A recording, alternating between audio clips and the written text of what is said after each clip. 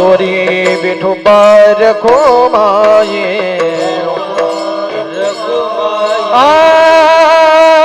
हरि जय जय हरि जय जय हरि जय जय हरि जय जय जय जय जय जय जय विठोबा रखुमाई हरि जय जय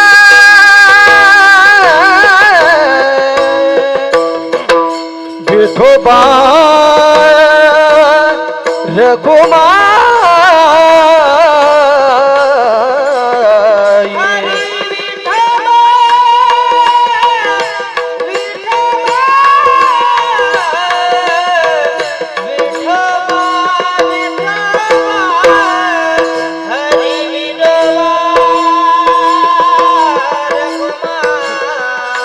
हरि हरि हरि जय जय हरि जय जय जय हरि जय जय जय जय जय जय जय विठोबा रखुमाई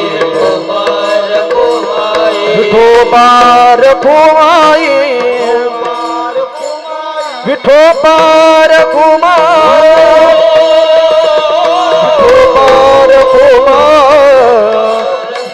विठोबा रखुमाई विठोबा रखुमाई जय जय ठोबा रखुमाई विठोबा रखुमाई विठोबा रखुमाई विठोबा रखुमाई विठोबा रखुमाई विठोबा रखुमाई विठोबा रखुमाई विठोबा रखुमाई विठोबा रखुमाई विठोबा रखुमाई जय जय ठोबा रखुमाई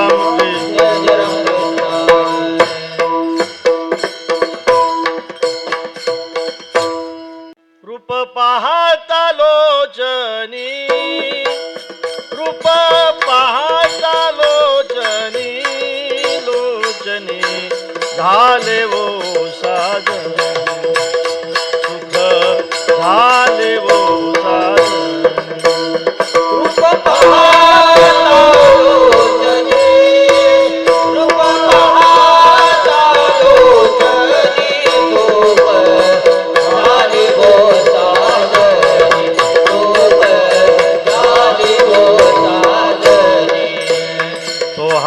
विठ्ठल बरवा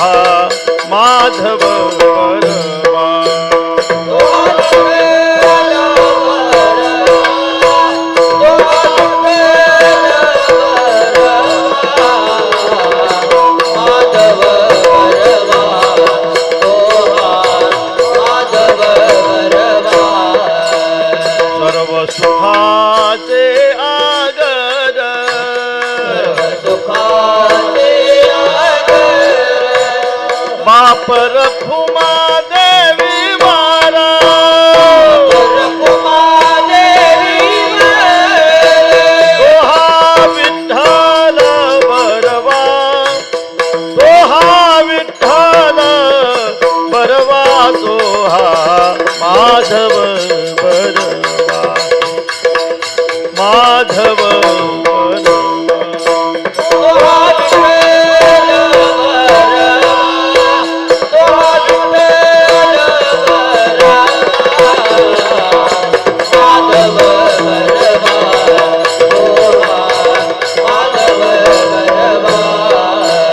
जय जय राम कृष्ण जय जय राम कृष्ण जय जय राम कृष्ण जय जय राम कृष्ण हरि जय जय राम कृष्ण हरि राम कृष्ण हरि जय जय राम कृष्ण हरि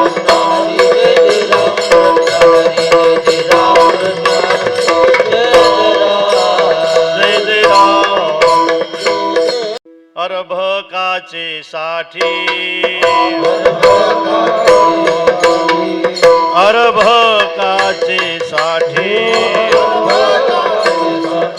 पंथे हाती धरली पाटी पंथे हाती धरली पाटी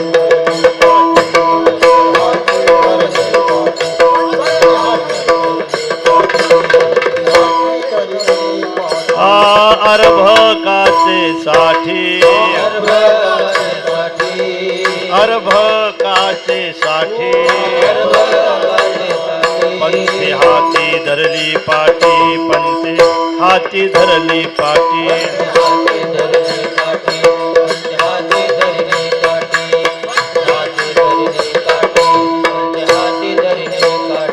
हे तैसे संत जगी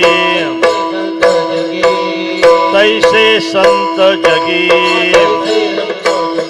क्रिया करोनी दाविती अंगी क्रिया करोनी दाविती अंगी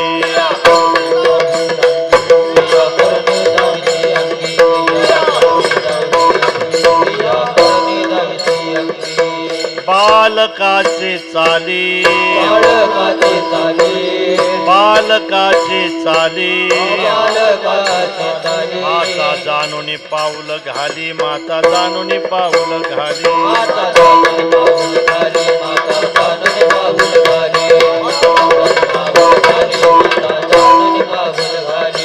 तैसे संत जगी तैसे संत जगी क्रिया करुणी दाविती अंगी करुणी दाविती अंगी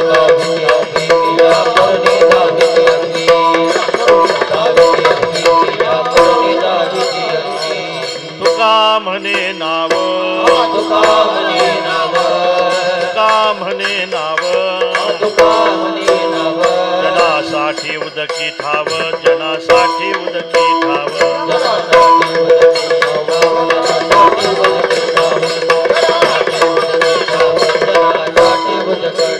हे तैसे संत जगी तैसे संत जगी क्रिया करोनी दाविती अंगी क्रिया करोनी दाविती अंगी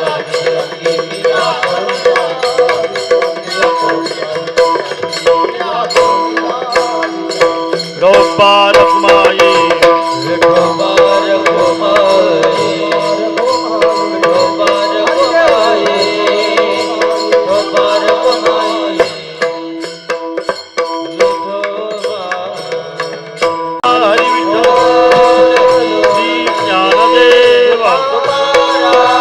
पंढरीनाथ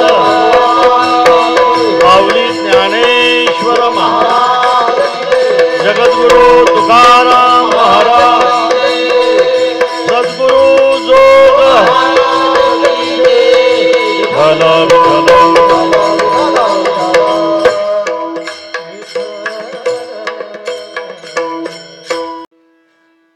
अर्भकाचे साठी पंथे हाती धरली पाटी तैसे संत जगी क्रिया करुणी दाविती अंगी बालकाचे चाली माता जानुनी पाऊल घाली तैसे संत जगी क्रिया करुणी दाविती अंगी तुका म्हणे नाव जनासाठी उदकी ठाव तैसे संत जगी क्रिया करुणी दाविती अंगी विठ्ठला विठ्ठला विठ्ठला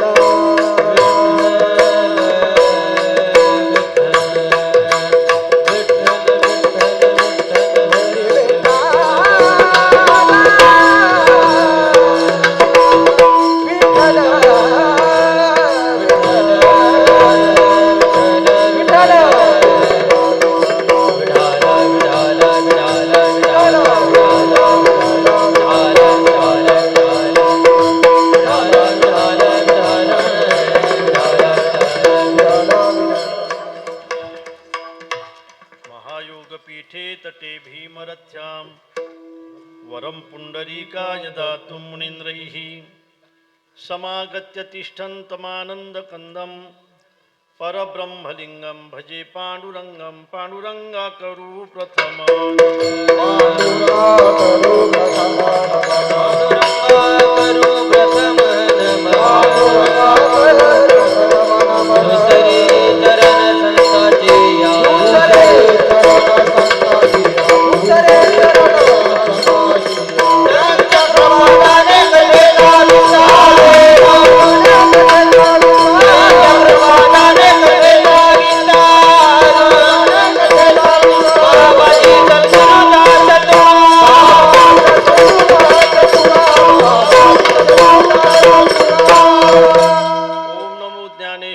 करुणाकरा दयाळा तुमचा अनुग्रह लाधलो पावन झालो चराचरी मी कडा कुसरी काहीच नेने बोलितो वचनी अतिभाविका एका जनार्दनी तुमचा दास त्याची आस पुरवावी तुमचा अनुग्रह लाधलो पावन झालो चराचरी नमो सद्गुरु तुकया ज्ञानदीपा नमो सद्गुरु सचिदानंद रूपा नमो सद्गुरु भक्त कल्याण मूर्ती नमो सद्गुरु भास्करा पूर्ण कीर्ती जयांचे केलिया स्मरण होय सकळ विद्यांचे अधिकरण तेची बंधू श्री चरण श्री गुरूंचे ते नमस्कारोनी आता विठ्ठला विठ्ठला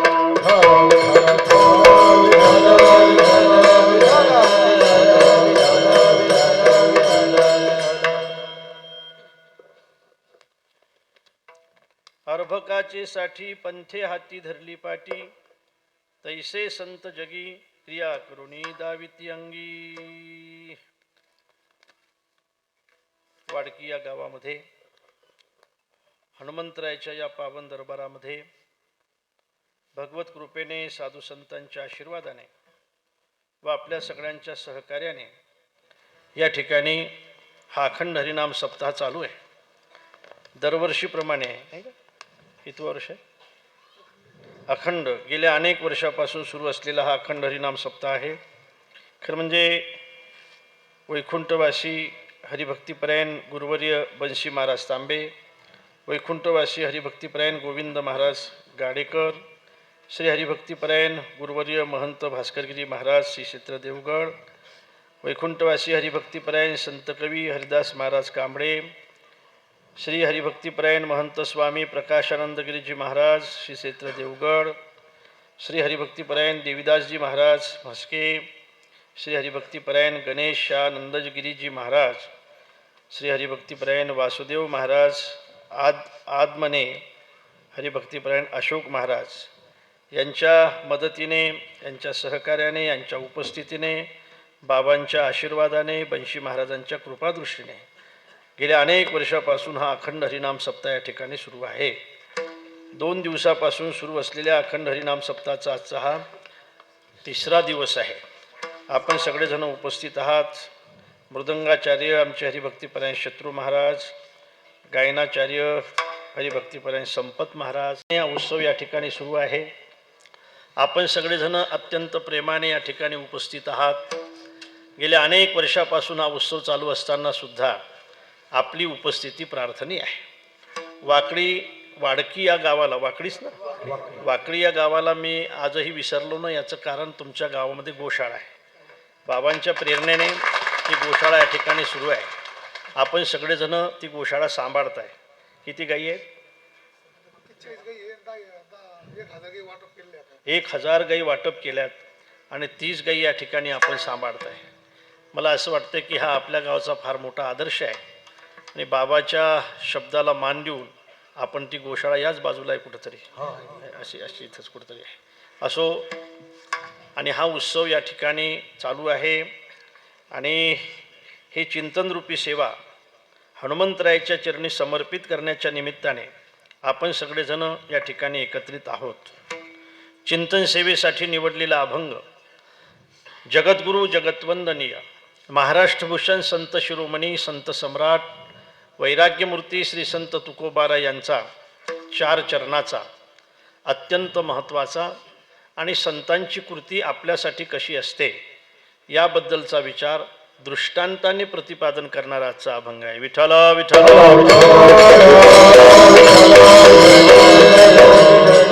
दृष्टांत जे दिल्या जातात ना ते दृष्टांत सिद्धांत पटवून देण्यासाठी असतात. दृष्टांत हे दृष्टांतासाठी कधीच नसतात. दृष्टांत हे सिद्धांतासाठी असतात. पण मला असं वाटतं की ते दृष्टांतसुद्धा आपल्या जीवनामध्ये फार महत्त्वाचे आहे. ज्ञानोबारायांचे काही दृष्टांत आपल्या जीवनातले सिद्धांतच आहेत, लक्षात ठेवा. ज्ञानोबारायांचे अनेक दृष्टांत आहेत की ते आपल्यासाठी सिद्धांत आहेत. माऊली एका ठिकाणी असं म्हणतात, माळिया जेवुते नेले, पुढे तेवुते निवांतजी गेले, तया पाणी आयसे केले व्हावे गा. त्या पाण्यासारखं माणसाने व्हावं. माळी ज्या पद्धतीने ज्या वाफ्यामध्ये त्या पाण्याला घेऊन जाते, मला वाटते निमूळपणे ते पाणी तक्रार न करता त्या वाफ्यामध्ये जात असते. त्याला माहीत असते आपल्याला माळी मिरच्याच्या वाफ्यात नेतोय, आपण काय होणार आहे, तिखट होणार आहे. या गरुड महाराज, गरुड झेप आली नाही का. विठला विठला विठला विठला.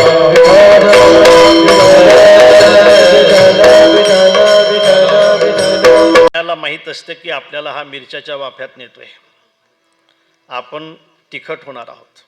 त्या पाण्याला माहीत असते की आपल्याला हा कारल्याच्या वाफ्यात नेतो, आपण कडू होणार आहोत.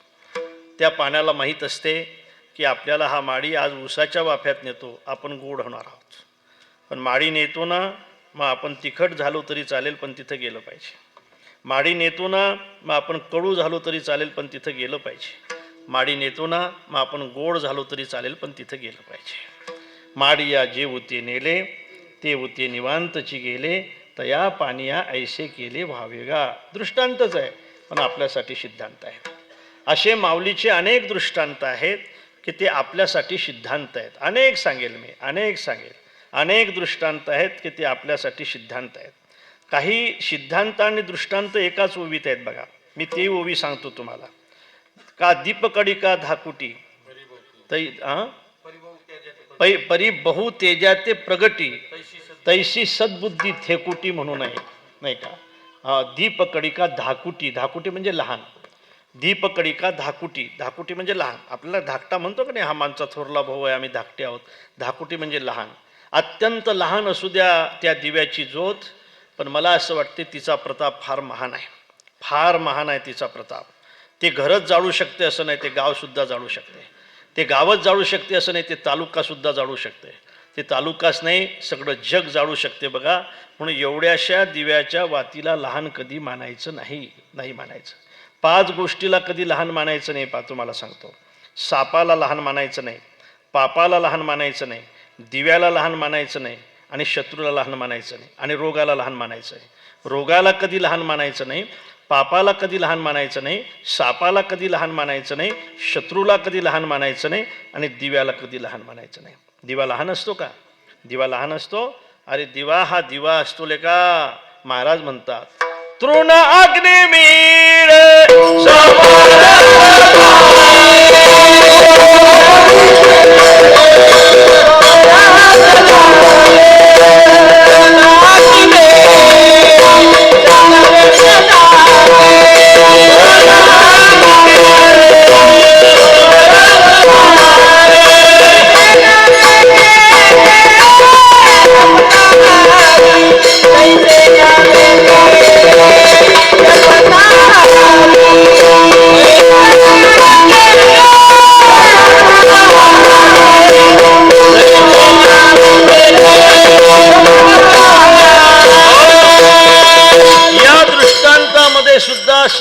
आणि दृष्टांत आहे या प्रमाणामध्ये सुद्धा. या प्रमाणामध्ये सुद्धा सिद्धांत आहे आणि दृष्टांत आहे.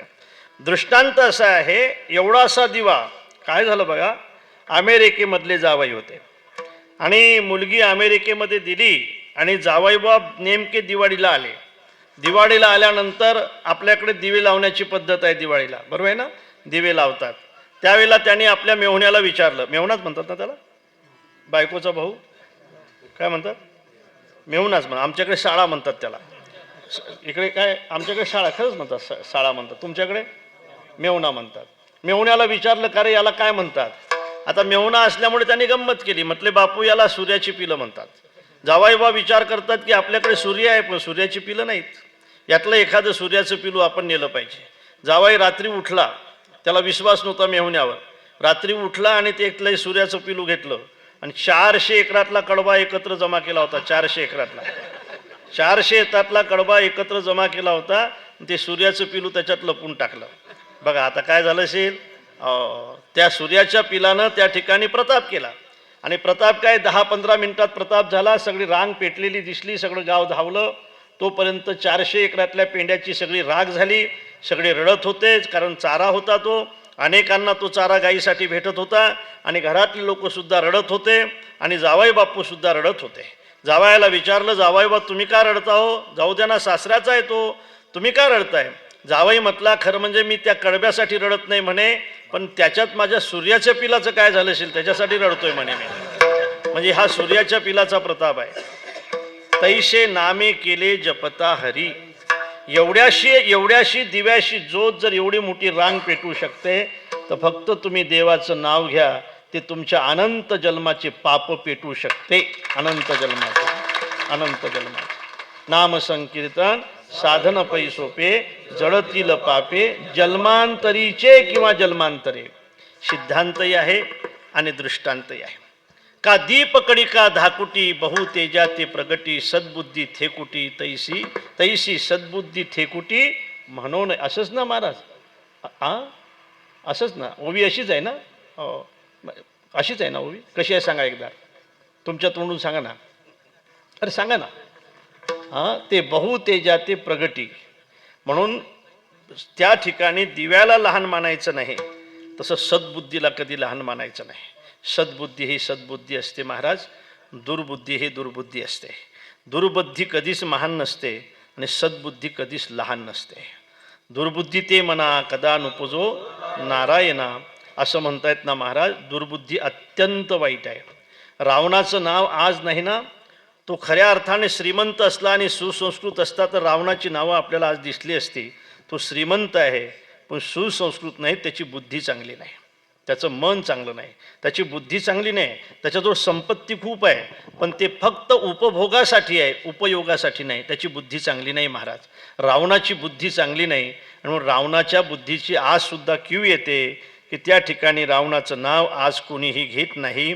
म्हणून रावण असू द्या, श्रीमंत असू द्या, त्याची बुद्धी जर चांगली नसेल तर त्याची अधोगती झाल्याशिवाय राहणार नाही. सद्बुद्धी पहा, त्याला लहान मानायचं नसते.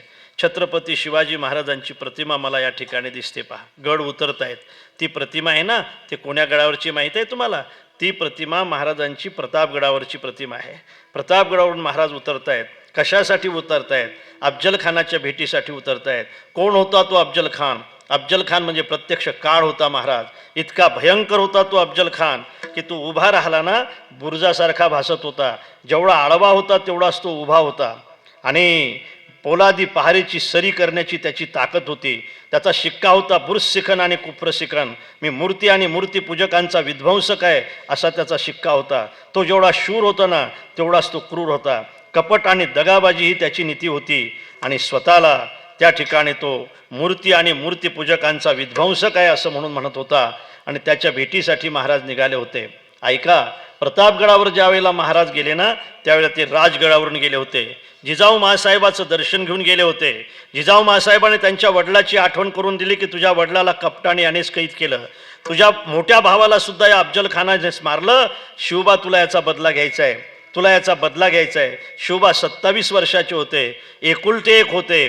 जिजाऊ माईच्या मांडीवरूनच 4 मुलं खऱ्या अर्थाने काळाने उचलून नेले होते आणि महाराज 27 वर्षाचे असताना अफजल खानाच्या भेटीसाठी निघाले होते. याचा अर्थ काळाच्याच भेटीसाठी निघाले होते. पण महाराज प्रतापगडावर पोस्ट झाले. महाराजांना एक निरोप सुद्धा अत्यंत भयंकर आला. भयंकर निरोप होता महाराज. निरोप असा होता की शंभूराजा 2 वर्षाचे असताना त्यांची आई सईबाई यांचं निधन झालं. सौभाग्यवती मेली. तिला अंतविधीला सुद्धा महाराज उपस्थित नव्हते. तिकडे त्याने त्याच्या आईला अर्थात शंभूराजाच्या आईला यांच्या सौभाग्यवतीला सईबाईला काळाने नेलं होतं आणि महाराज इकडे काळाच्या भेटीसाठी निघाले होते. काय अडचण असेल या महात्म्याच्या समोर. या राजाने कसं हे स्वराज्य उभं केलं असेल महाराज. आणि त्या अफजल खानाला भेटण्यासाठी महाराज निघाले. ती ही प्रतिमा आहे. महाराजांनी हिंदवी स्वराज्याची स्थापना केली. सद्बुद्धी थेकुटी म्हणून याच्यासाठी सांगतोय मी. ही सद्बुद्धी आठवली कधी? वयाच्या 15व्या वर्षी आठवली. वयाच्या 15व्या वर्षी सद्बुद्धी आठवली माझ्या महाराजांना. रोळेश्वराच्या मंदिरामध्ये महाराज गेले. मी त्या मंदिराचा गाभारा पाहिला. जास्तीत जास्त 10 मुलं लहान लहान मुलं बसू शकतील इतका लहान गाभारा त्या रोळेश्वराच्या मंदिराचा आहे. तिथं आपला अंगठा कापला, करोंगडी कापली आणि अभिषेक केलाय की देवा एक दिवस आम्ही हिंदवी स्वराज्याची स्थापना केल्याशिवाय राहणार नाही. म्हणून वयाच्या 15व्या वर्षी आणि आपल्या हातात तलवार घेतली. वयाच्या 27व्या वर्षी अफजल खानाचा समाचार घेतला. वयाच्या 42व्या वर्षी 32व्या वर्षी औरंगजेबाचा समाचार घेण्यासाठी छत्रपती आग्र्याला गेले. छत्रपतीने वयाच्या 42, 43, 46व्या 45व्या वर्षी हिंदवी स्वराज्याची स्थापना केली आणि 51व्या वर्षी महाराजांनी आपला निरोप घेतला.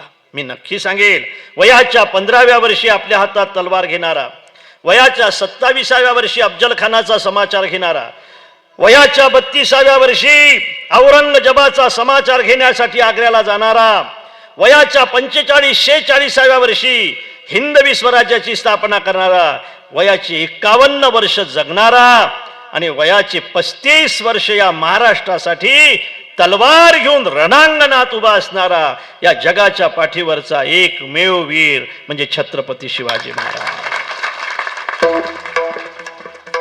सद्बुद्धी थेकुटी म्हणून 15व्या वर्षी महाराजांची हिंदवी स्वराज्याची स्थापना करण्याची कल्पना आणि सार्थ झाली का नाही. सद्बुद्धी ही लहान कधी मानायची नसते महाराज. सद्बुद्धी ही माणसाचा उद्धार केल्याशिवाय राहत नसते. दुर्लभ चराचरी सद्वासना. सद्बुद्धी थेकुटी म्हणू नये हा झाला सिद्धांत. त्याच्यासाठी दृष्टांत का दीपकडिका धाकुटी ते परी बहु तेजा ते प्रगटी हा दृष्टांत आहे, सिद्धांत आहे. तैशी सद्बुद्धी थेकुटी म्हणू नये. अनेक असे दृष्टांत आहेत माऊलीने दिलेले की ते आपल्याला सिद्धांताकडे घेऊन जातात. अरे कीर्तनातले फक्त दृष्टांत ऐकायचे नसतात लेका. ते दृष्टांत कशासाठी आहेत हा विचार करायचा असतो. कशासाठी दृष्टांत आहेत नाही का. आणि म्हणून अनेक सिद्धांत आहेत महाराज. दृष्टांतातलीच ओवी आहे पा. रोग न रिगीजे घरी पथ्याची. रोग न रिगीजे घरी पथ्याची. आपल्यासाठी सिद्धांत आहे तो. आपल्यासाठी सिद्धांत आहे. अरे तुमच्या शरीरामध्ये रोगाचा प्रवेशच होऊ नये असं वाटत असेल तर पथ्य पाळा ना. रोगाचा प्रवेशच होऊ नये असं जर वाटत असेल तर सकाळी 4 वाजता उठा ना. रोगाचा प्रवेशच होऊ नये असं जर वाटत असेल तर 2-4 किलोमीटर चालत जा ना. आसनं करा ना, योग करा ना. अरे हिताशी जे जे निकेते इंद्रियाशी सदा दुःखे. एरवी योगासारखे सोपे काय आहे. योगासारखं काय सोपं आहे. आणि सकाळी उठून स्नान करा ना. सूर्य उदय होण्याच्या अगोदर तुम्ही जर स्नान करत असाल तर बघा त्याचा आनंद काय असतो. सकाळी सकाळी जर तुम्ही चालत असाल आणि आसनं करत असाल आणि व्यवस्थित जर जेवण करत असाल, किमान 5-6 टाइम जेवण करत असाल, व्यवस्थित जर जेवण करत असाल, 3 हिस्से हवा आणि 1 हिस्सा तुम्ही अन्न घेत असाल तर तुम्ही 100 वर्ष मरणार नाही महाराज. रोग न रिगीजे घरी पथ्याच्या.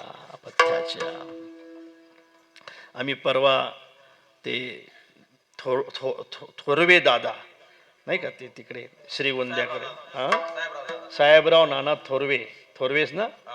120 वर्ष आयुष्य. किती 120 वर्ष. ठणठणीत म्हातारा. आता गेलेत ते. ठणठणीत 120 वर्ष. पथ्य रोग नरगिजे घरी पथ्याची या. दृष्टांतच आहेत महाराजांचा, पण आपल्यासाठी सिद्धांत आहे. पथ्य पाडलं पाहिजे, रोग येऊ नये याच्यासाठी. एक आमची भगिनी डॉक्टरकडे गेली महाराज, आणि डॉक्टरकडे गेल्यानंतर डॉक्टरांनी विचारलं, ताई कसं काय येणं केलं? डॉक्टर साहेब माझं थोडं वजन वाढल्यासारखं वाटते हो. काट्यावर उभं केलं डॉक्टर साहेबाने. तो काटा नसतो का, तो काय म्हणतात त्याला, काटाच म्हणतात ना. हां, वजन काट्यावर उभं केलं. शेवटचे आकडे झाले वा, नंतर आकडेच नव्हते त्या वजन काट्याला. इतके आकडे सगळे महाराज सगळे संपले. 120 किलो वजन भरलं. ते आकडे पुढे असते तर त्याच्याही पुढे भरलं असतं. बापरे ताई तुमचं वजन खूपच वाढल्यासारखं वाटते. हां साहेब माझं वजन आहे ना थोडंसं वाढल्यासारखंच वाटतं. थोडंसं 120 किलो वजन आहे तुमचं. सुशिक्षित होत्या जरा. आणि डॉक्टरांनी विचारलं तुम्ही जेवण किती करता ताई, खरं म्हणजे जेवण किती करता तुम्ही? मी आहे ना साहेब, मी सकाळी आहे ना, सकाळी मी 20 चपात्या खाते बघा सकाळी. बापरे. भात वगैरे घेता का तुम्ही? हां साहेब भात पण असतो ना. भात तर आमच्या आवडीचा विषय आहे साहेब. भात किती घेताय मग तुम्ही? 10 प्लेट भात घेते साहेब मी सकाळच्या जेवणात. बरं भाजी? भाजीसुद्धा असतेच ना साहेब, आता भात म्हटल्यावर भाजी पाहिजेच ना. भाजी किती असते? 6 प्लेट भाजी असते साहेब. बापरे. प्लेटीचा आकार सांगता येईल? हां असा एवढा असतो. मग तुम्ही एक काम करा ताई, तुम्ही 20 चपात्या खाताना एका टाईमला, तर तुम्ही त्यातल्या 10 चपात्या खात जा. बरोबर आहे ना? अरे हो का नाही सांगत जा ना. तुमचं आहे ना, तुमचा दृष्टांत तर तुम्ही होकार द्या. हो 10 चपात्या खात जा. बरं साहेब. आणि तुम्ही 10 प्लेट भात खाताना मग त्यातला 5च प्लेट भात खात जा. बरोबर आहे ना? अरे हो तर म्हणा. 5च प्लेट भात खात जा. तुम्ही 6 प्लेट भाजी खाताना त्यातली किती? 3च प्लेट भाती खात जा. आणि खरं सांगू का ताई, हेच तुमच्यासाठी औषध. बरोबर आहे का डॉक्टरचं? अरे बरोबर आहे का डॉक्टरचं? होय म्हणा. डॉक्टरचं बरोबर आहे का नाही? बरोबर आहे. म्हटली मग साहेब हे जे औषध तुम्ही सांगितलं हे जेवणाच्या अगोदर घ्यायचं का जेवणाच्या नंतर घ्यायचं?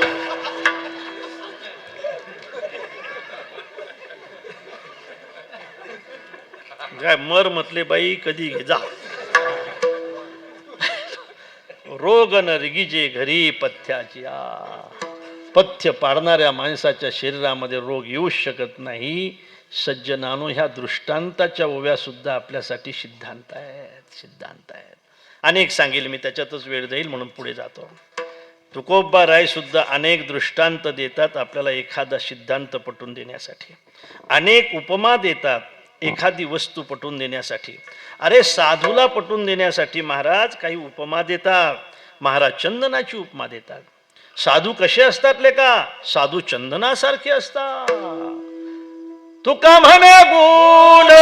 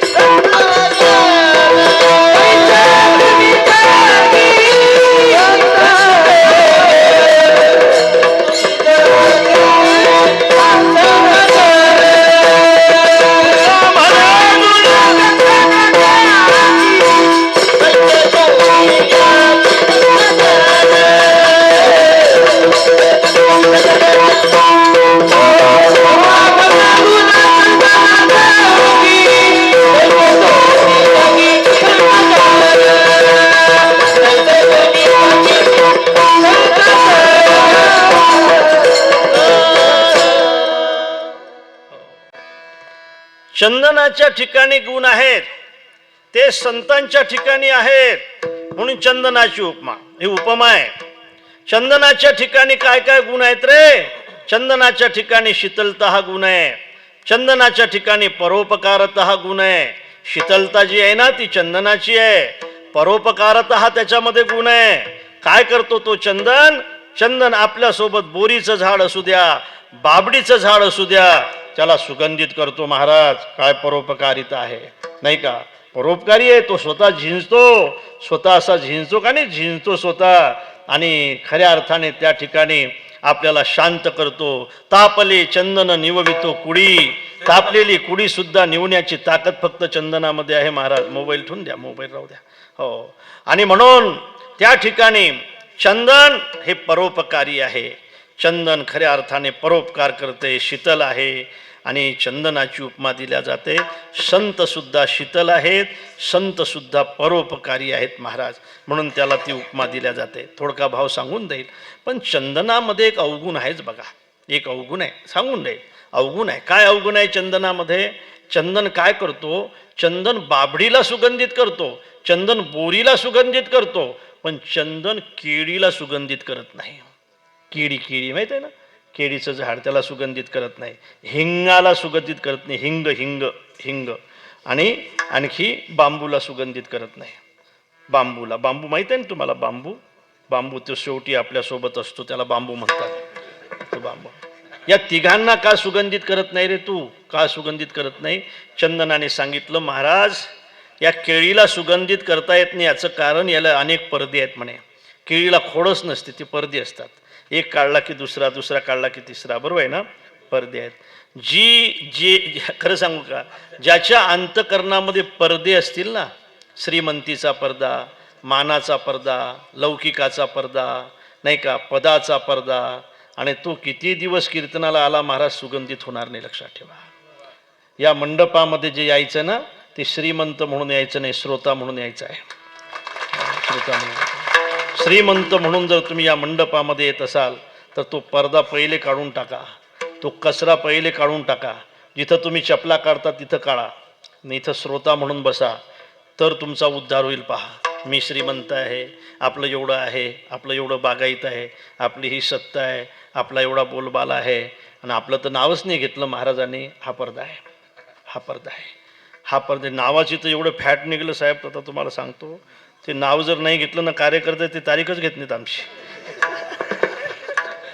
हो ना, काय करा. एक तर माझं असं अवघड आहे बघा, मला काही नावं आठवत नाहीत, कोणाचं काय नाव आहे समजत नाही. ते पत्रिकेवर असतात म्हणून तेवढे वाचून दाखवता येतात.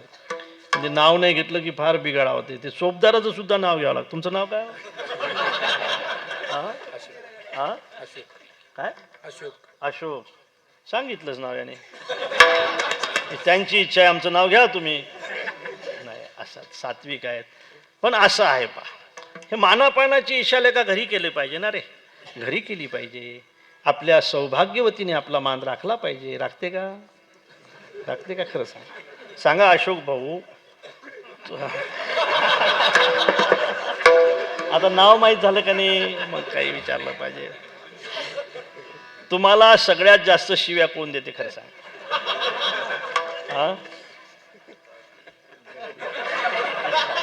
हा बा, खोटं बोलू नका बा, खोटं. सगळ्यात तुम्हाला जास्त शिव्या कोणाच्या सहन करावं लागतात खरं सांग? तुम्ही सांगा, नाही तर मी त्याला विचारेल. मग बरं, तुम्हाला असं कोणी म्हणत नाही का की तुम्हाला काही समजत नाही म्हणून? मग हे काय शिवी नाही, काय आरती आहे का? हे तुम्हाला काही अक्कल नाही असं कोणी म्हणते का नाही? म्हणते का नाही? खरं सांगा. हा, तुमचं हसणंच सांगते मला म्हणते म्हणून. मग हे काय आरती आहे का? हे काय शिवी नाही का? अरे वा. तुमच्या माहितीसाठी सांगतो, तुम्ही ऐकू नका.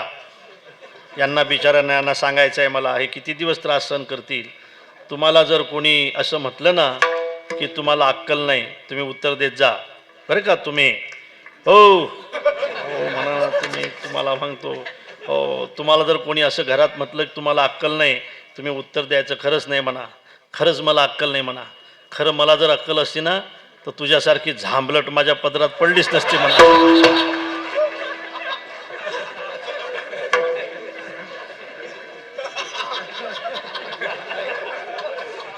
काहीच समजत नाही तरी हसते तो. काय रे तुझं नाव काय? नाव काय त्याचं? हा, साईनाथ. अरे वा वा, बरं आहे ना? झालंय ना? झालंय का? झालंय. जेवण झालं वाटते. जेवण झालं. खुश आहे बिचारा, खुश. चला, काय सांगत होतो, गेलं सगळं.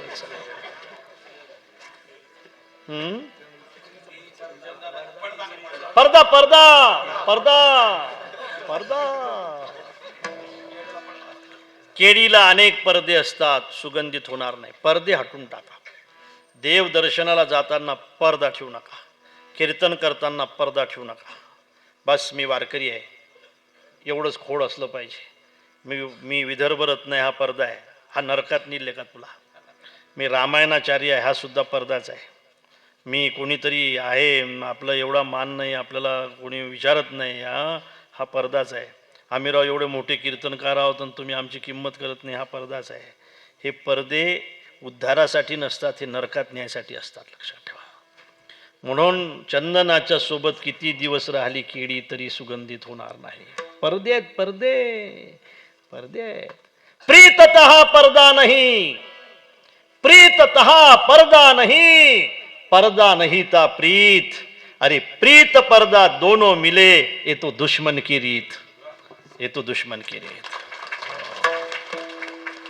चला, केळी सुगंधित होत नाही. दुसरं सांगतो तुम्हाला, हिंग. हिंग माहिती आहे ना? हिंग, हिंग त्रासीला घ्राणी. हिंग माहिती आहे ना? हिंग. हिंग का सुगंधित होत नाही? त्या चंदनाला विचारलं, का रे ते हिंगाला का सुगंधित केलं नाही रे? तो चंदन म्हणतो की ते राहते चांगल्या संगतीने, पण ते दुर्गंधी सोडत नाही. हे दुर्गंधी सोडत नाही ते, मग कसं सुगंधी होईल? जमलं ना? तुम्हाला कसं काय समजलं? आणि म्हणून हिंग सुद्धा सुगंधित होत नाही, दुर्गंधी सोडत नाही. आणि शेवटी सांगतो, बांबू सुगंधित होत नाही. बांबू बांबू बांबू बांबू बांबू. वरच्या गाठी असत्या तर तासून काढला असता, तो वरच्या गाठीचा नसो म्हटलं घडू. आतल्या गाठीचे बांबू कितीही दिवस चांगल्या संगतीने राहू द्या, सुगंधित होत नाही. पण त्या बांबूला माझी विनंती आहे, बांबू जाय, चंदनाची संगत गेले का सोडून, तुला सुगंधित करणार नाही तो. चाल, मी सांगतो तिथं उभा राहा. आमचे वारकरी ज्या रस्त्याने पैठणला जातात, आळंदीला जातात, पंढरपूरला जातायत ना, त्या रस्त्यावर उभा राहा आणि आमच्या एखाद्या वारकऱ्याचं लक्ष तुझ्याकडे जाऊ दे, तुला तोडून सरळ बनवू दे आणि त्याच्यावर भगवी पताका लावू दे. बांबू लेका, तू चंदनाच्या संगतीने सुद्धा जीवनभर सुगंधित होणार नाहीस, पण तुला जर एखाद्या वारकऱ्याने भगवी पताका लावून खांद्यावर घेतलं ना, तर लोक तुझी सुद्धा पूजा केल्याशिवाय राहणार नाही. दृष्टांत, उपमा आहे. उपमा कशासाठी दिल्या जाते? साधूसाठी दिल्या जाते. दृष्टांत कशासाठी? साधूचं लक्षण सांगण्यासाठी. विठ्ठल विठ्ठल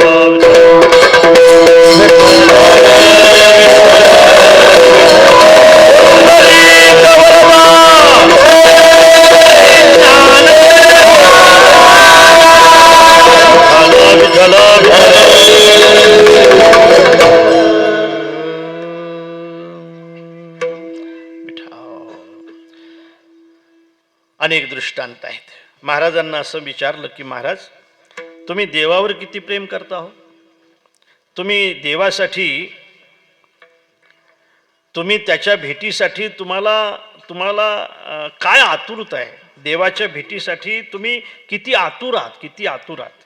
खरं तुम्ही आम्हाला सांगता देव भेटला पाहिजे, देवाच्या भेटीसाठी प्रयत्न केले पाहिजे. तुम्ही किती आतुर आहात हो देव भेटीसाठी? महाराज दृष्टांत देतात, सांगतो तुम्हाला. महाराज म्हणतात, पूर्वीची मुलगी, बरं का, पूर्वी, आता थोडंसं वेगळं आहे. हो, आता वेगळं आहे. आता मुलीला जास्त सांगायची पाळी आली महाराज, मुलांपेक्षा. हो, कठीण आहे. मी नेहमी एक प्रसंग सांगतो, पोरी हो ऐका. आमच्या देखत घडलेला प्रसंग सांगतो, अनेकदा सांगतो की बापाने सालं भरले दुसऱ्याकडे, पोराला शिकवलं, पोरगा चांगल्या नोकरीवर लागला आणि पोरीच्या लग्नासाठी 25 लाख रुपयाची व्यवस्था केली या बापाने. 25 लाख रुपयाची. महाराज 25 लाख रुपये 7-8 वर्षाच्या अगोदरची घटना आहे.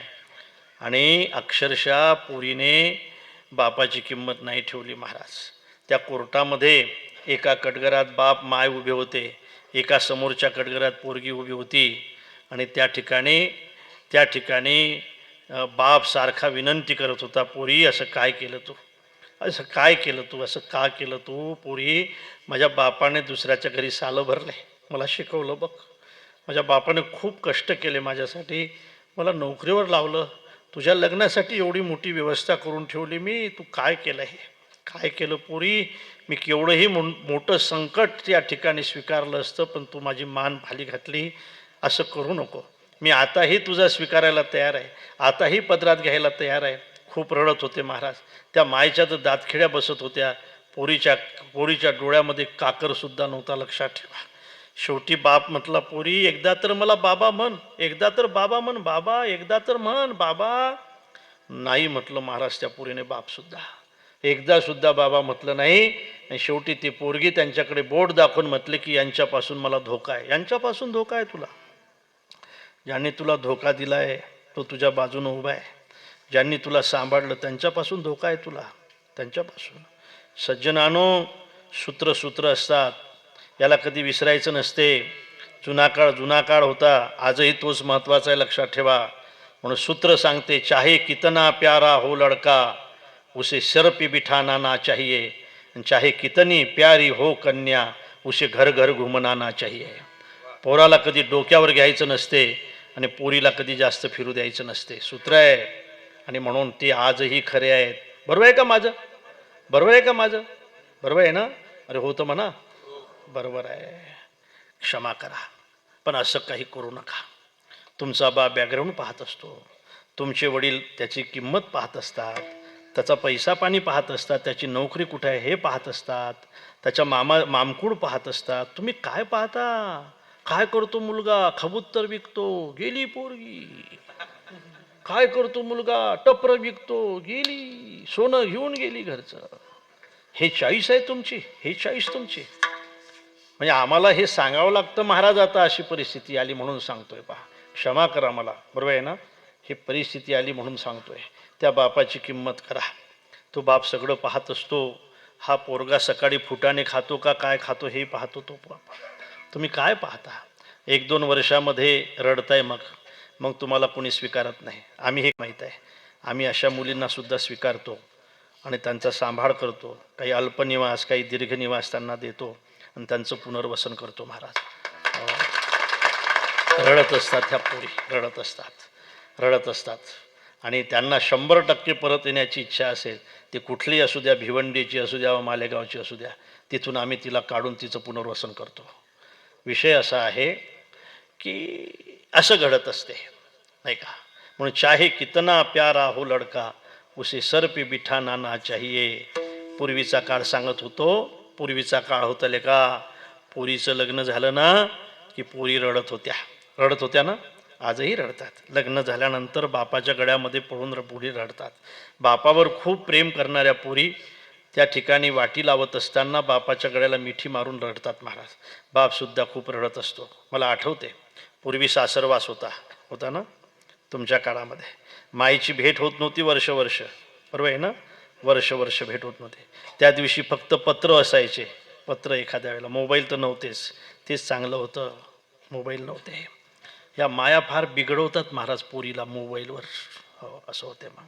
आणि म्हणून त्या ठिकाणी मुलीला सासरवास होता, अडचणीचे दिवस होते. मला आठवते की माझी आई माझ्या बहिणीला अशी लोटायची, ते दरवाजा पकडायची, आणखी लोटायची, आणखी खांब पकडायची, आणखी लोटले की तुळशी वृंदावन पकडायची, आणखी लोटायची, रडायची, बाहेरचा दरवाजा पकडायची, आणखी लोटल्यानंतर गाडीत जबरदस्तीने बसून द्यावं लागत होती, बरोबर आहे ना माझं, जबरदस्तीने. आणि कुंकू लावत असताना, आणि महाराज ज्या वेळेला ती गाडी निघायची ना, बैलगाडी, त्यावेळेला जोराने हंबरडा फोडायची. माय तोपर्यंत धीर धरायची, पण पोरगी निघून गेल्यानंतर सारखी दिवस 2-4 दिवस रडत राहायची पोरगी माय. आणि ती मुलगी आपल्या सासरला जात असताना ती माहेरकडे पाहत होती. दृष्टांत आहे कन्या सासुऱ्याशी जाये मागे. आवाज थोडं कमी करायचं. मागे परतोनी पाहे दृष्टांताय सिद्धांताय तैसे झाले माझ्या जीवा आणि केव्हा भेटसी केशवा. दृष्टांत कमी वाटला महाराजांना. हो, मुलीचं प्रेम राहते रे माहेरवर, पण माहेरचं प्रेम कमी होते ना. मुलगी श्रीमंत असेल तर माहेर प्रेम करते मायबाप गेल्यावर. मुलगी गरीब झाल्यावर माहेर प्रेम करते का? खरं सांगा, नाही करत तो भाऊ प्रेम. हा, श्रीमंत असेल तर हा, पण गरीब जर माझी बहीण असेल तर मुलगी किती श्रीमंत असू द्या, ते आपल्या गरीब भावाला विसरत नाही. पण भाऊ श्रीमंत झाला आणि मायबाप गेले की तो भाऊ आपल्या गरीब बहिणीकडे दुर्लक्ष केल्याशिवाय राहत नाही. बरोबर आहे ना माझं? बरोबर आहे. आणि म्हणून हा दृष्टांत कमी वाटला. दुसरा दृष्टांत दिला. चुकलिया माये बाळ हुरू हुरू पाये. माय चुकल्यानंतर बाळ जसं पाहतं आणि मायची त्या बाळाची भेट झाल्यानंतर त्या ठिकाणी बापरे काय असते ते यात्रेमध्ये चुकल्यानंतर बघा तुम्ही. पण कमी होते ना, हा जिव्हाळा कमी होतो, प्रेम कमी होतं. हाय दृष्टांत कमी वाटला. तैसे झाले माझ्या जीवा असं म्हणण्यासाठी हाय दृष्टांत कमी वाटला. आईचं प्रेम शेवटपर्यंत राहतं, पण मुलाचं कुठं राहतं? माऊलीला म्हणावं लागते ना, पहिलिया बाळ जसे आई बा हे चिपिसे ते सरे मग श्री मासे श्री माऊसे भुलोनी ठाके. ते सरे मग श्री माऊसे भुलोनी ठाके. लहान असेल त्यावेळेला आई आई आई आई आई आई आई, आणि मग 4 पायाचा झाल्यावर मग बाई बाई बाई. खरं सांग,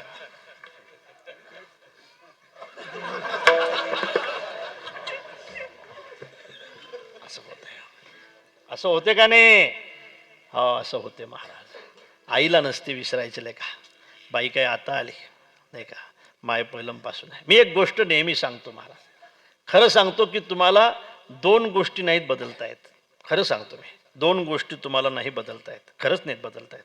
मी विचारतो आमच्या अशोक भाऊला, अशोक भाऊ खरं सांगा तुम्ही, हां खरं सांगा, तुम्ही मोबाईल बदलू शकता?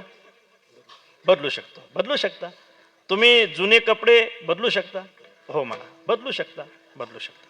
तुम्ही मोटरसायकल बदलू शकता? बदलू शकता. तुम्ही घर नवीन बांधू शकता? बदलू शकता. घर बदलू शकता. तुम्ही या दुकानावर जास्त उधारी झाली की दुकान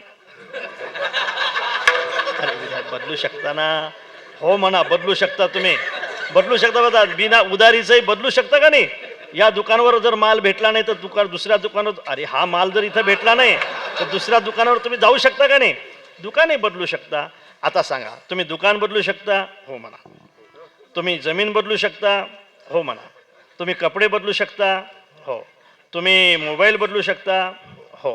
तुम्ही गाडी बदलू शकता? हो. आणखी काय बदलू शकता तुम्ही? एक गोष्ट सांगा, तुम्ही बदलू शकता. ती बदलू शकता ना राव? अरे बायको म्हणा ना पटकन. बदलू शकता का नाही? बदलू नका, पण बदलू शकता का नाही?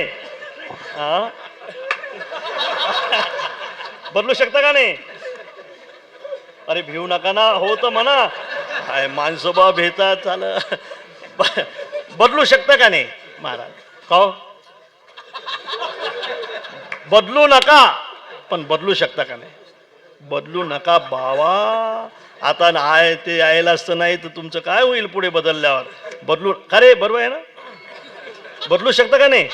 अरे हो तर मन हो, हे काय झालं? बदलू नका, पण बदलू शकता. पुढे ऐका, तुम्ही बायको बदलू शकता, पण माय नाही बदलू शकत. माय आहे महाराज. 2 गोष्टी बदलू शकत नाही तुम्ही. जननी जन्मभूमीश्च स्वर्गादपि गरीयसी.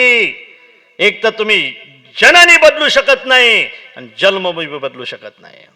कुठेही गेला तुम्ही, अमेरिकेमध्ये गेला तरी तुम्हाला गाव तुमचं सांगावं लागेल की आम्ही वाकडीचे आहोत म्हणून. हेच सांगावं लागेल आम्ही बांबुरीचे आहोत म्हणून. दुसरं नाही सांगता येणार. म्हणून जननी बदलू शकत नाही, जन्मभूमी बदलू शकत नाही. आणि म्हणूनच माईचं प्रेम तर राहत असते महाराज, पण मुलाचं प्रेम कमी होतं. कमी धीरे धीरे कमी होतं. तैसे झाले माझ्या जीवा म्हणून दृष्टांत कमी वाटला. शेवटचा दृष्टांत महाराज देतात. मासा आहे मासा पोरो. मासोळी पाहिली ना तुम्ही? अरे मासोळ्या पाहिल्या ना? मासोळ्या हे काय म्याळ आहेत का रे? तुम्ही मासोळ्या पाहिल्यात ना? मासोळ्या पाहिल्या. शेतात राहतात, बरोबर आहे ना? शेतात राहतात. आता असे नमुने असल्यावर काय, आता काय दृष्टांत पद्धतीने शेतात राहतात म्हणे. आणि नांगरताना सापडतात का रे? बरोबर आहे ना? नांगरताना सापडतात, शेतात राहतात, पाण्यामध्ये राहतात.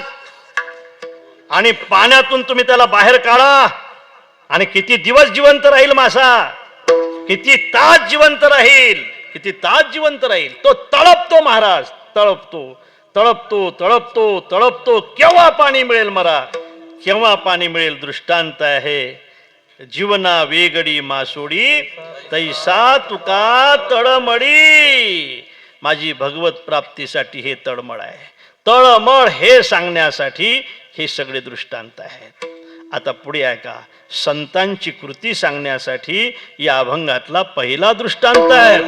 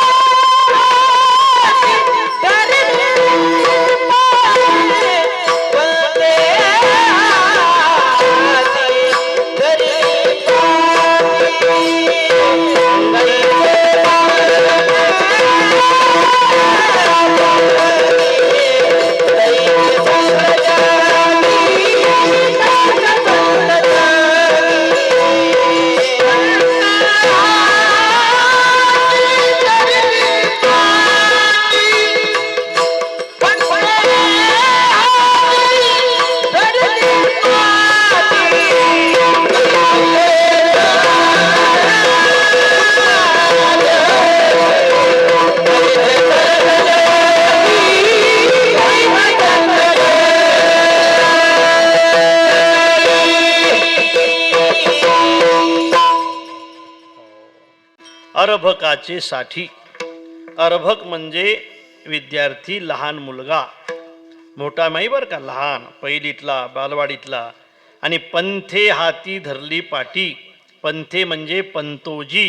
पंतोजी म्हणजे गुरुजी. आणि गुरुजी म्हणजे आताचे सर नाही का?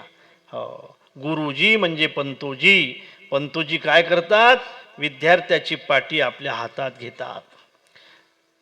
पाटी हातात घेण्याची काय गरज आहे हो त्यांना? त्याला शून्यापासून शिकण्याची काय गरज आहे हो? शिकवण्याची काय गरज आहे? त्यांना शून्य येत नाही, त्यांना एकाचा येत नाही, त्यांना दोनाचा जमत नाही, त्याला एबीसीडी येत नाही, सगळं येते महाराज. आपल्या विद्यार्थ्याने मोठं असावं याच्यासाठी ते शिकवत असतात, याच्यासाठी ते लहान होत असतात, याच्यासाठी लहान होतात ते. त्यांना काय येत नाही, त्यांना सगळंच येते. पण त्यांनी विद्यार्थ्यासाठी ते लहान होतात. आणि फक्त लहान होत नाही तर कृती करतात. कृती एकाचा सारतात. लहान मुलं शिकवणं फार कठीण असतात महाराज, खूप शिकवणं कठीण असतात. पोरं फार चाप्टर असतात बरं का. हो, गुरुजी, पैरवीचे गुरुजी चष्मा घालून, धोतर नेसून, टोपी घालून खुर्चीवर बसले होते. असं पाहत होते आणि तेवढ्यात गण्या आला. गण्या, उशीर झाला तुला शाळेत यायला. हा गुरुजी, उशीर झाला गुरुजी. मूर्खा, का उशीर झाला? गण्या म्हटला, गुरुजी, माझ्या आईने आहे ना मला 5 रुपयाचा ठोकळा दिला होता गुरुजी, भातकं खायला दुपारच्या सुट्टीत. तो हरवला गुरुजी, म्हणून मला उशीर झाला. तो शोधण्यामध्ये उशीर झाला. तेवढ्यात मन्या आला. मन्या, तुला उशीर झाला? म्हटले, हा गुरुजी, मलाही उशीर झाला. तुला का उशीर झाला मूर्खा? तो म्हटला, मी त्या ठोकळ्यावर पाय देऊन उभा होतो.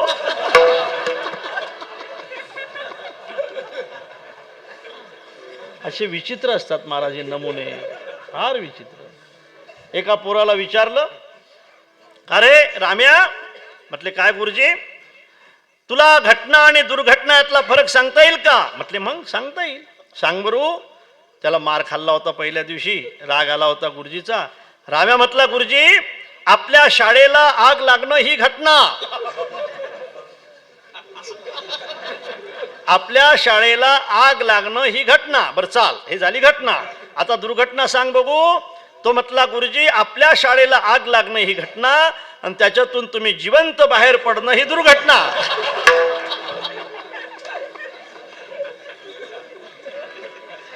आमच्यासाठी असं पोरं फार विचित्र असतात. आम्ही शाळेत जात होतो बघा. आम्ही 7वी नापास झालो. हो, मी नेहमी सांगतो 7वी नापास, तरी पण तुमच्या पुढे उभा आहे. ही साधू संतांची कृपा आहे. हे कृपा कोणाचे सांगू का? माझ्या खिशात आहेत ते. हे बघा, हे सांगतो. हे यांची कृपा आहे. हे कोण आहेत? हे कोण आहेत? नाही, हे श्रीराम महाराज मेहुणकर आहेत. यांचा फोटो मी तुम्हाला यासाठी दाखवला की माझ्यावरही त्यांचीच कृपा आहे आणि भास्करगिरी बाबावरही त्यांचीच कृपा आहे. हे बाबांचे गुरुवर्य आहेत. बाबांचे गुरुवर्य आहेत. शताब्दी चालू आहे त्यांची. 1926 साली त्यांचा जन्म झाला होता. आता 2026 आहे आणि म्हणून त्यांच्या आशीर्वादाने आम्ही इथं उभे आहोत. पहा, नाही तर काय 6वी नापास. मी तर एकदा इंग्रजी शब्द मला शिकायचे होते. म्हटलं काय इंग्रजी शिकू कड्या, आपल्याला इंग्रजी जमत नाही रे. इंग्रजी म्हटल्यावर जरा वजन वाढते माणसाचं. त्याने 3 शब्द शिकवले मला, यस, नो आणि थँक्यू. अर्थ अजिबात माहीत नाही. यस कशाला म्हणतात, नो कशाला म्हणतात आणि थँक्यू कशाला म्हणतात. तेवढ्यात एका पोराचा घड्याळ चोरी गेला. तो म्हटला का रे तू घड्याळ घेतला का? म्हटलं यस. यस. आता यस मध्ये कशाला म्हणतात ते माहीत नाही. यस. तो म्हटलं दे मग. म्हटलं नो. दुसरा शब्द नो. तो म्हण दे. नो. त्याने ज्यावेळेला कानाखाली आवाज काढला त्यावेळेला थँक्यू. Yes, no, thank you.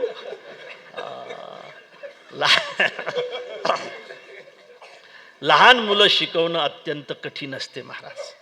त्या मुलांना गुरुजी शिकवतात. खूप शिकलेले आहेत, PhD झालेले आहेत, MA झालेले आहेत, MA आहेत, तरीसुद्धा लहान होतात आणि एक एक शब्द शिकवतात. नारायण असा चेंडू काढला पाहिजे आणि एकूण दांडू मारला की तो एकाचा होतो.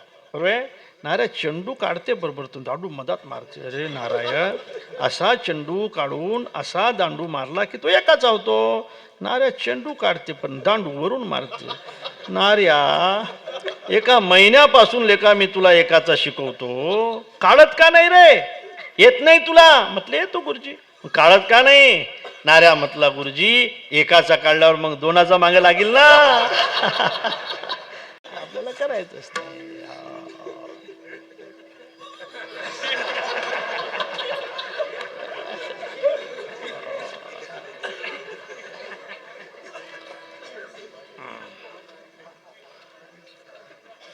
लहान मुलासाठी, विद्यार्थ्यासाठी गुरुजी लहान होतात. बरोबर आहे ना?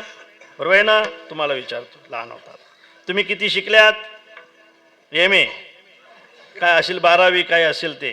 पण डायरेक्ट 12वीत गेल्या का? नाही, एकापासून सुरुवात झाली. तू किती वर्गात आहे रे? हा, 4थीत आहे ना? अच्छा, बरं आहे मग 4थीत. चांगलं आहे. मासे वावरात असतात म्हणजे, वावरात मासे असतात. 4थीत एकदम नाही, 4थीत एकदम नाही, 12वीत. पहिलीपासून सुरुवात होते दादांनो. आणि ते गुरुजी आपल्यासाठी लहान होतात. आणि गुरुजी जसे लहान होतात ना तसे साधू सुद्धा आपल्यासाठी लहान होतात. ते साधू कोण? ते साधू म्हणजे ज्ञानोबार आहे. ते साधू कोण? ते तुकोबार आहे. ते साधू कोण? ते स्वानंद सुखनिवासी जोग महाराज. ते साधू कोण? ते किशनगिरी बाबा. ते साधू कोण? ते भास्करगिरी बाबा.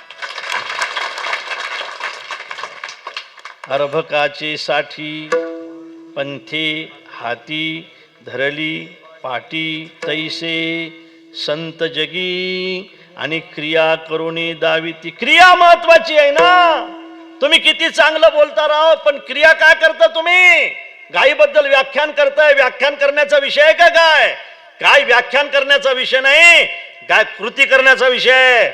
व्याख्यानाने गायी सांभाळल्या जाणार नाहीत. प्रत्यक्ष मदत करावी लागेल, प्रत्यक्ष कृती करावी लागेल. त्यावेळेला गाय सांभाळला जाईल ना. गाय सांभाळण्यासाठी कृती महत्वाची आहे, शब्द नाहीत. काम करण्यासाठी कृती महत्वाची आहे, शब्द नाहीत. आणि दुसऱ्याच्या समोर आदर्श ठेवण्यासाठी कृती महत्वाची आहे, शब्द नाही. शब्द नाही. गुरुजी जशी कृती करतात तसे संत सुद्धा आपल्या उद्धारासाठी तैसे संत जगी क्रिया करुणी दाविती अंगी. महाराजांना हा दृष्टांत कमी वाटलाय पहा. तसा वेळ संपला आपला, 10 वाजले. 10-20 मिनिटं घ्यायचे का? घ्यायचे 8:30 पर्यंत घ्यायचे का? 11:30. 11:30. चांगलं गंध इथंच लावतो तू आम्हाला. उद्या प्रवास असतो पहा. काल कुठं? छिंदवाडा माहीत आहे तुम्हाला? कुठं आहे? आपल्या नगरच्या बाजूला आहे, MP मध्ये आहे. तू पाहिला संसर लावतो. संसर MP मध्ये, नागपूरच्या पुढे 150 किलोमीटर. तिथून प्रवास. आज सकाळी आकोट आणि आता तुमच्या इथं. आता इथून आणखी देऊला ना, मग ते 11:30 पर्यंत चालू द्या.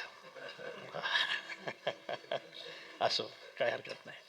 11:30 पर्यंत चालू दिलं असतं, पण आता एकादशी आहे, काही हरकत नाही. 8:30 पर्यंत चालू देऊ आपण. नाही 10:30 पर्यंत चला. हा दृष्टांत कमी वाटला गुरुजीचा, पंतोजीचा. कारण पंतोजी शिकवतायत, गुरुजी शिकवतायत, पण एका तारखेची वाट पाहतात, पगाराची वाट पाहतात. पगाराची वाट पाहतात का नाही गुरुजी पगाराची वाट पाहतात. नाही, पगाराचीच वाट पाहतात गुरुजी. विद्यार्थ्याची पाहतच नाही. ते दाखवून कशाला देता आता. गुरुजी पगाराची वाट पाहतात, 1 तारखेची वाट पाहतात. त्यांच्या मनामध्ये मुलांबद्दल कळकळ आहे, पण आशा आहे ना, लोभ आहे ना. लोभ नाही का? लाभ व्हावा असं वाटते ना त्यांना, की बा मुलांना शिकवायला आम्ही तयार आहोत, पण आमचं काय? आम्हाला लाभ झाला पाहिजे ना. लाभ झाला पाहिजे हे त्याच्या पाठीमागं, त्या कृतीच्या पाठीमागं लोभ आहे. संतांच्या कृतीच्या पाठीमागं लोभ नाही. म्हणून दुसरा दृष्टांत देतात महाराज अभंगाच्या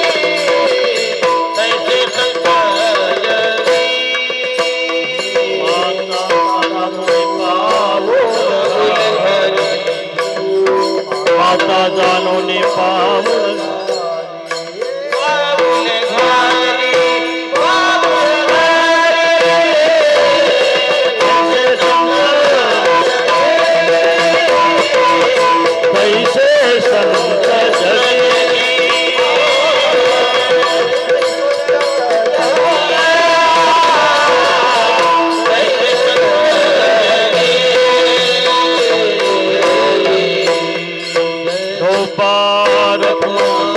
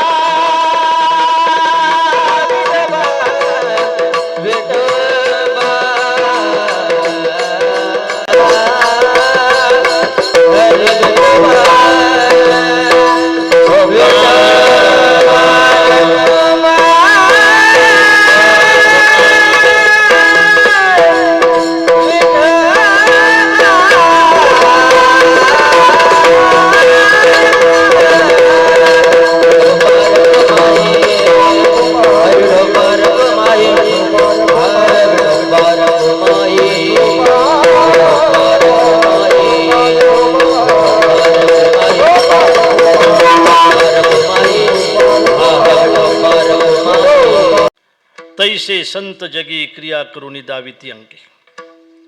बालकाची चाली माता जाणूनी पाऊल घाली. माता जाणूनी पाऊल घाली. बालकासाठी माता चालते, आपल्या पद्धतीने मुलाला चालवत नाही, मुलाच्या पद्धतीने चालते. हे क्रिया आहे. हे क्रिया अत्यंत महत्त्वाची आहे. आपल्या पद्धतीने मुलाने चालावं याच्यासाठी अगोदर मुलाच्या पद्धतीने ती चालते, हे महत्त्वाचं आहे. तसं आपल्या पद्धतीने यांना मोक्ष मिळावा यासाठी साधूसुद्धा साधकाच्या पद्धतीने चालतात. साधकाच्या पद्धतीने चालत आहेत. क्रिया करुणी दाविती अंगी. आई मुलाला जितकं सांभाळते महाराज, तेवढं जगामध्ये कोणीही सांभाळत नाही. बरोबर आहे ना. मुलाला सांभाळणं ह्या गोष्टी अत्यंत कठीण असतात. अत्यंत कठीण असतात. मी सांगत असतो की 4-5 महिन्याचं असते, असं बाजूनं टाकलेलं असते आणि आई बसलेली असते. आई त्याला सारखी बोलत असते. काय समजते हो 5-6 महिन्याच्या पोराला? खरं सांगा तुम्ही. बरोबर आहे ना. बोलते ना, बोलते का नाही? एकटीच बोलते. ते एकटं असते टाकलेलं, ते थोडं गालातल्या गालात हसते फक्त. दुसरं काय समजते महाराज त्याला? ती म्हणत असते आता माझे भांडे राहिले दादा, म्हणते का नाही? आता भांडे काय समजतात महाराज? त्या गाढवाला शी आणि सू समजत नाही, त्याला काय भांडे समजतात? माझे भांडे राहिले, माझं धुणं राहिलं, नाही का? असं बोलते का नाही? माझं धुणं राहिलं, माझे भांडे राहिले, माझा स्वयंपाक राहिला, आता छान छान झोपलं पाहिजे, छकुलं माझं झोपणार आहे आता. बोलते का नाही? बोलते का नाही? आता तुझे पिता घरी येणार आहेत, पिता घरी येणार आहेत तुझे पिता. तुझे पिता पिताच म्हणतात ना तुमच्याकडे? हो, तुझे पिता घरी येणार आहेत तुझे पिता. त्यांच्या अंगावर मला थंडगार पाणी टाकायचं आहे. बोलते का नाही? माझे अचुडे बचुडे शकुले. बोलते का नाही? आणि म्हणून आई आपल्या मुलाशी प्रेमाने बोलते, मुलासाठी लहान होते, एका घासाची 20 घास करून त्याला भरवते. सज्जनानो, पण त्या मायचा दृष्टांत सुद्धा कमी वाटतो. याचं कारण असं आहे की माय फक्त आपल्याच मुलावर प्रेम करते. हा पुलियाचा कडवळा आनिका बाळावरी नये. आपल्याच मुलावर करते महाराज, शेजारच्या मुलावर करत नाही. अरे घरातल्या सुद्धा आपल्या कुणाच्या जावेच्या मुलावर सुद्धा, जावाच म्हणतात नाही इकडे, जावा जावा जावा म्हणतात. जावा, तुम्ही इकडे जावा, तुम्ही इकडे जावा. जावा आहे ना, जावाच म्हणतात ना. तुम्ही किती भाऊ आहे? एकत्र आहे अजून? वेगवेगळे?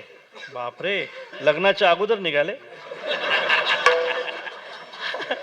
लग्नाच्या नंतर जावा, तुम्ही इकडे जावा, आम्ही इकडे जावा. जावा जावा आहे ना, जावा असं ना, जावा जावा. हो, जावा. आनिका बाळावरी नाही, आपुलियाचा कडवळा आनिका बाळावरी नाही. माय प्रेम करते पण आपल्याच मुलावर, दुसऱ्याच्या नाही महाराज. हे उदाहरण सुद्धा महाराजांना लहान वाटते, म्हणून शेवटचं उदाहरण गरुड महाराज.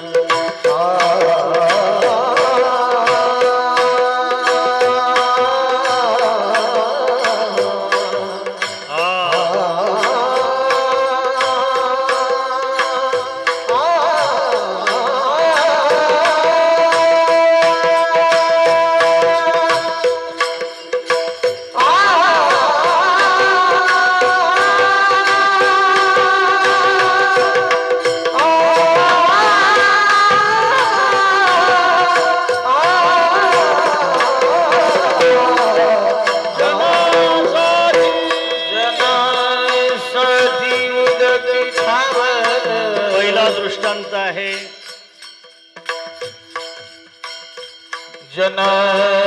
पहिला दृष्टांत आहे पंतोजीचा, गुरुजीचा. कमी वाटलाय कारण गुरुजी लोभ असते त्यांच्या मनामध्ये, पगाराची वाट पाहतायत, पैशाची वाट पाहतायत. कमी वाटलाय. दुसरा दृष्टांत आईचा दिला. आईच्या मनामध्ये लोभ नाही, लोभ नाही आईच्या मनामध्ये. आईच्या मनामध्ये लोभ नाही, तिच्यापासून काही मिळवायचं असं नाही, पण आईच्या मनात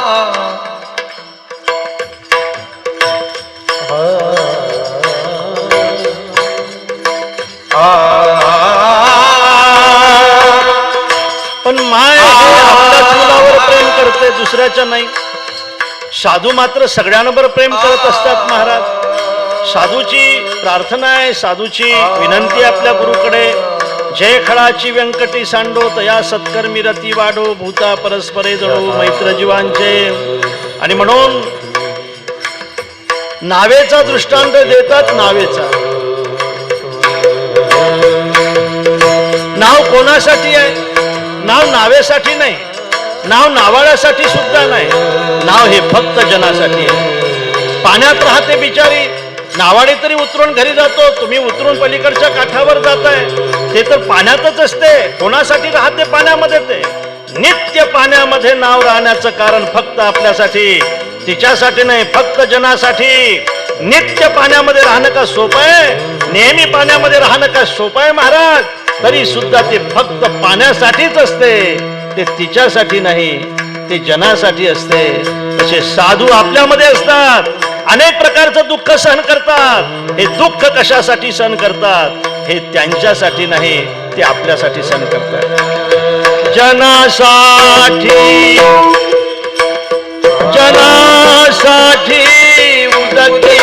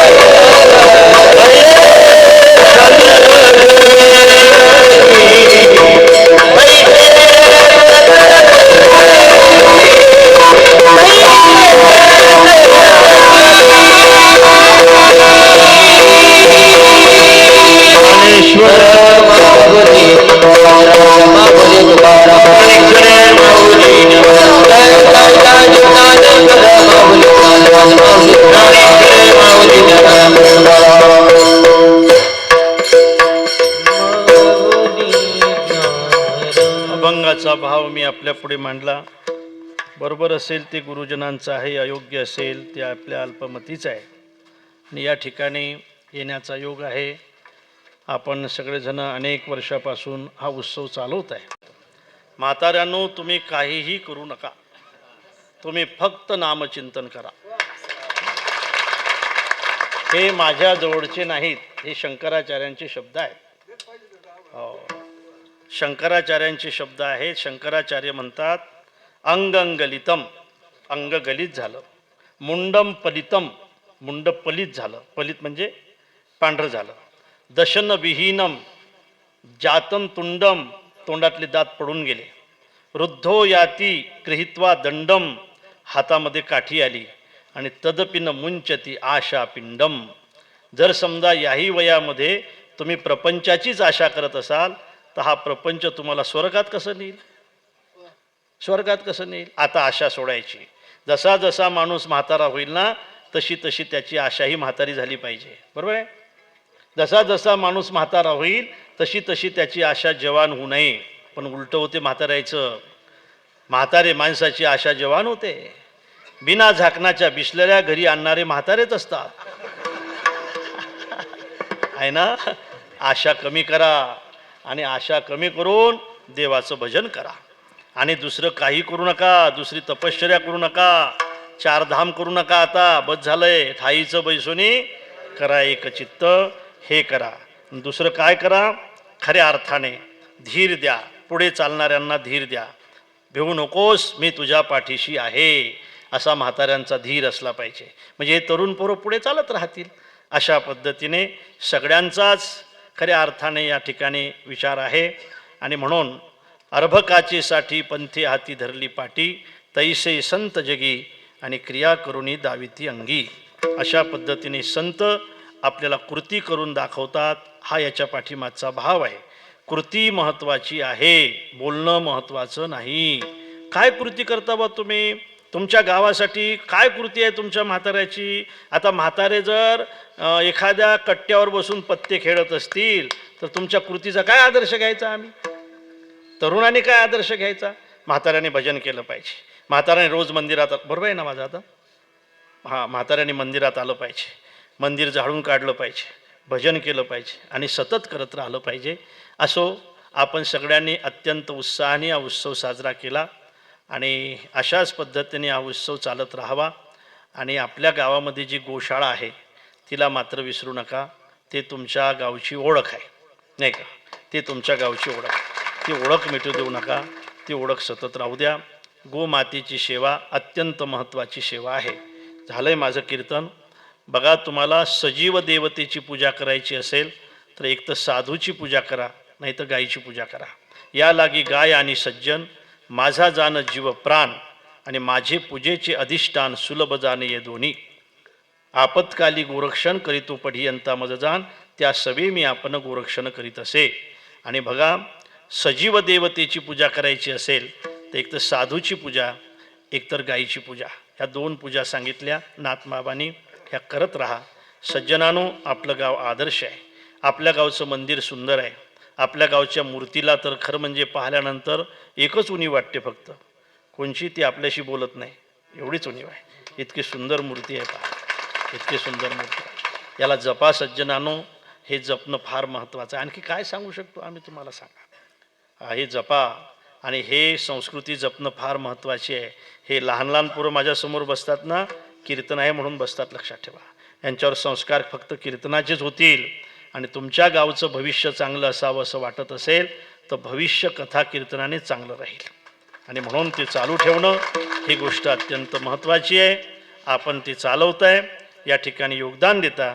मी सगळ्यांना धन्यवाद देतो आणि या ठिकाणी थांबतो. विठ्ठल जय जय विठ्ठल, जय जय